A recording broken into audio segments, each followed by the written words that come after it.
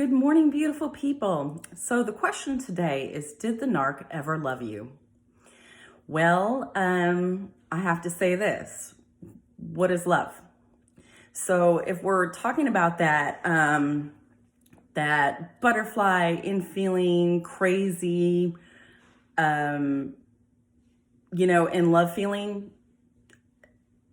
yeah, they matched your energy in that. But that's not really love. That's more lust. So let's talk about that for a minute. I believe that love is a choice, and I believe that it's a choice to be committed into a relationship, and it's a commitment. So if they didn't commit and all they wanted was all the benefits of that relationship and all that craziness, yeah, they matched your energy for sure. So yeah, in that aspect, they felt that energy too. So if that's what their warped sense of what love is, and that's what your warped sense of love is, then yes, they loved you. But when it all comes down and all that in love feeling's gone, what did you have? And that's something you need to ask yourself. When after that 6 months of honeymoon stage was over, did you still feel like they were committed? Did you still feel like they were still, still in there? I know that my ex could fake that for a good year and a half. Of course, everybody knows that after the 6 months, everything kind of calms down and this and that. But there's still that fundamental that a man loves you and they commit and they want to provide for you and they want to do things for you. I mean, a man that loves a woman will definitely do some of those things.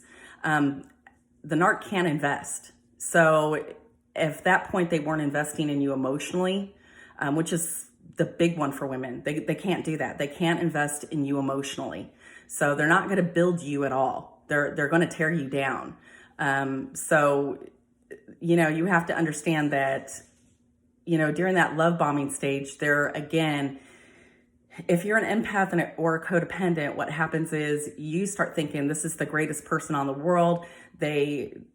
They're awesome. There's nothing wrong with them. You can't find any flaws. That's like another red flag. You can't find any flaws in it. And then you're mimicking that to them and telling them how great they are and how awesome they are. Well, they already think that they're awesome. Narcissists consider themselves smarter and above everybody else in their head. Some of them, as I said, the malignant mark, they definitely will do it in your face. Like, oh, look at me. I'm so much better than everybody else. They're more in your face, but the covert narc isn't that way. They're in their head. They think they're better than everybody else. They think they're smarter than everybody else. And when you're mimicking that back to them and like giving them that validation that, yeah, you're the man, you're awesome. Yeah, you're the best. You're better than anybody I've ever been with. You're like the man of my dreams, and you're mimicking that. And now all of a sudden they're showering you with gifts. I know that the gifts, I've very rarely had a man shower me with gifts, but again, I've always kind of dated, narcissistic men, but, my last showered me with, it's the simple things for me. I'm not really, I know that my love language is definitely gifts and words of affiliation and things like that. But his was kind of extreme. Like I would talk about my favorite car, like back in the day, because I was kind of really into muscle cars. He went out of his way to go buy me the same car that I had back in 91, which was a Firebird, and it was really kind of cool. But but it was extreme, and I was like, what are we going to do with this? But, so there was things that he did. I had a cat that passed away and he got me a cat. And I mean, those are things that you think that, because we've been so manipulated by media and TV that, this is how a man shows love. And, in those beginning stages, they do that. They buy you the chocolate, buy you the flowers, do all that. But after the devaluation stage, the gifts were not so great, like he knew he had to get me something, but he didn't want to.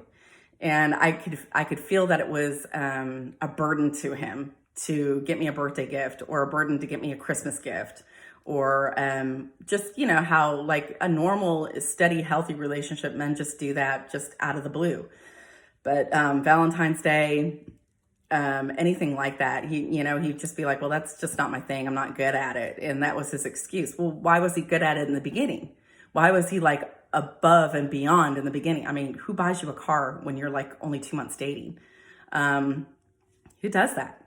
It's just, those are the things that I'm trying to explain. There in that love bombing stage, it's so extreme, but I don't think they can love like the real committed love. They can't love you like that. They don't love themselves. They hate themselves inside. They like literally hate themselves.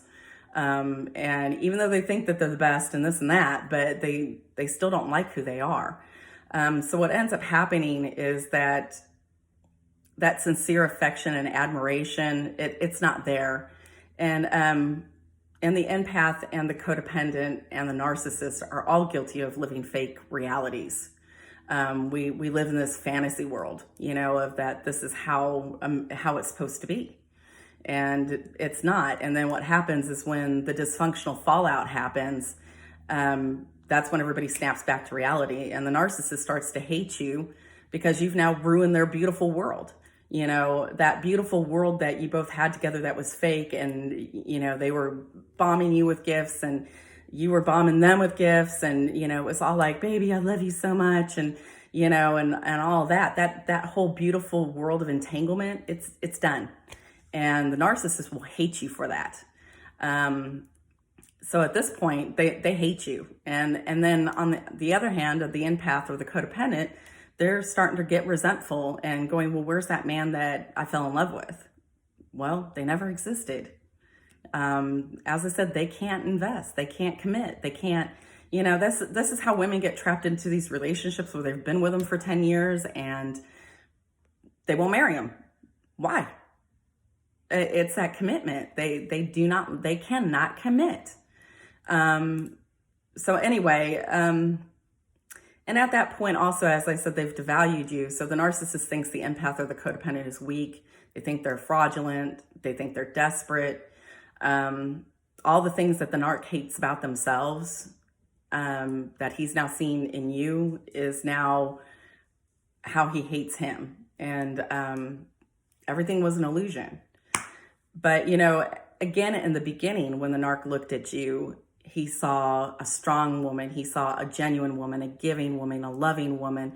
I wish you were the mother of my kids because you're so great with the kids. And I love you so much. And I appreciate everything you do. And you're so good. I got all that in the beginning, but as the devaluing stage hit and the mass of everything and the reality hits, you're just in an empty pool of sewage of dysfunction. And, that's why when, women are like, keep going back, stop going back to people that have hurt you. Why do you want to go back to people that have hurt you? You've got to get healthy with yourself. I highly recommend journaling. That's and write down all the things that they've done to devalue you and all the things that they've done to deceive you and lie to you and cheat behind your back and all the things that they accused you of doing. We'll get into gaslighting and, projection later as well. But it's that's what it is. So did the narcissist love you? They're not capable of loving you. And I know that's hard to hear, and I know that's a hard pill to swallow, but everybody's just addicted to the energy of the push and pull of the relationship. In the beginning, you're getting dopamine, you're getting, it's an addiction. It's definitely addiction, and you've got to get that chemical in your brain balanced. And, and the reality is you don't like them. People that we're constantly trying to change, we don't like. And if you're just like, God, if he would only do this, if he would just straighten up and fly right, like, how hard is it? How hard is it? And as empaths and codependents, we ask for very little. We really just manipulate for love. We just want to be loved. But girl, you need to get up. You need to love yourself, pray over yourself every day. Love yourself, let God pour love into your heart and heal your heart at this point. Well, I hope you got something out of this today, and I hope it helped. Be blessed.